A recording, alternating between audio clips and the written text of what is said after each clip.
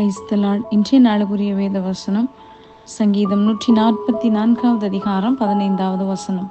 இவ்விதமான சீரை பெற்ற ஜனம் பாக்கியம் உள்ளது, கர்த்தரை தெய்வமாக கொண்டிருக்கிற ஜனம் பாக்கியம் உள்ளது. அன்புக்குரியவர்களே, இந்த அருமையான காலை வேளையிலும் அருமைநாதர் இயேசு கிறிஸ்துவின் இனிய நாமத்தில் உங்களை வாழ்த்துகிறேன். இந்த அருமையான வசனத்திற்காய் கர்த்தருக்கு நாம் நன்றி செலுத்துவோம். பாருங்கள், இவ்விதமான சீரை பெற்ற ஜனம் பாக்கியம் உள்ளது. எவ்விதமான சீர்? கர்த்தரை தன் தெய்வமாக கொண்ட ஜனம் பாக்கியம் உள்ளது. அந்த ஜனம் எப்படி இருப்பார்கள்? அவர்கள் கர்த்தருடைய முகத்தின் வெளிச்சத்திலே நடப்பார்கள். அதற்கு முன்பதாக உள்ள வசனங்களிலே சொல்லப்பட்டிருக்கிறது, அப்பொழுது எங்கள் குமாரர் இளமையில் ஓங்கி வளருகிற விருட்ச கன்றுகளைப் போலவும், எங்கள் குமாரத்திகள் சித்திரம் தீர்த்த அரமனை மூலைக்கற்களைப் போலவும் இருப்பார்கள். எங்கள் களஞ்சியங்கள் சகல வஸ்துக்களையும் கொடுக்கத்தக்கதாய் நிரம்பி இருக்கும்.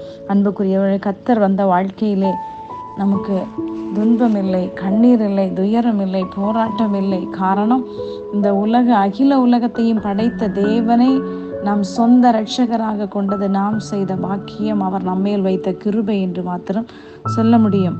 அதுபோல 146வது சங்கீதத்திலே சொல்லப்பட்டிருக்க, யாக்கோபின் தேவனை தன் துணையாக கொண்டிருந்து தன் தேவனாகிய கர்த்தர் மேல் நம்பிக்கை வைக்கிறவன் பாக்கியவான்.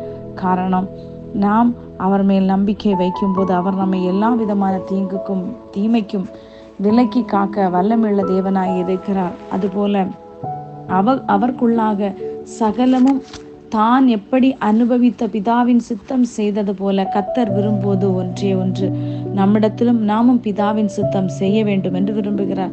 ஆனபடியினாலே கர்த்தருடைய வசனம் சொல்லுகிறது, அவர் கிறிஸ்துவுக்குள் உன்னதங்களிலே ஆவிக்குரிய சகலவித ஆசீர்வாதங்களினாலும் நம்மை ஆசீர்வதித்திருக்கிறார். எதன் மூலமாக? பிதாவின் மூலமாக. பிதாவின் மூலம் கர்த்தர் பெற்றுக்கொண்ட அத்தனை காரியங்களையும் இயேசு நமக்கு முன்மாதிரியாக வைத்து போயிருக்கிறார். இந்த நாட்களிலே நாம் இந்த உலகத்திற்குரிய காரியங்களை காட்டிலும் பரலோகத்தின் ஆசீர்வாதங்களுக்காக நாம் வாஞ்சிப்போம். கர்த்தரை சொந்த தெய்வமாக கொண்ட ஜனம் பாக்கியம் உள்ளது. காரணம், இஸ்ரவேலே நீ பாக்கியவான், கர்த்தரால் ரட்சிக்கப்பட்ட ஜனமே, உனக்கு ஒப்பானவன் யாரும் இல்லை. உனக்கு சகாயம் செய்யும் கேடகமும் நமக்கு மகிமை பொருந்திய பட்டையும் அவரே. உன் சத்துருக்கள் இச்சகம் பேசி அடங்குவார்கள். நமக்கு எதிராக எழும்பி வருகிற அத்தனை சத்துருக்களையும் கர்த்தர் பின்னிட்டு திரும்பி போக பண்ணுவார். எப்படிப்பட்ட எரிகோ கோட்டையின் வல்லமைகளாயிருந்தாலும் துதி எடுத்தால் சத்துரு அந்த இடத்துல நிற்க முடியாது. அன்புக்குரியவர்களே, இந்த நாட்களிலே துதியாகிய ஆடையை அணிந்து கொள்வோம். விசுவாசம் என்னும் கேடகத்தை பிடித்து சத்துருவை மேற்கொண்டு கர்த்தருடைய சித்தம் செய்வோம். கர்த்தர் தாமே உங்களை ஆசீர்வதிப்பாராக. ஆமென். நீங்கள் பாக்கியவான்கள்.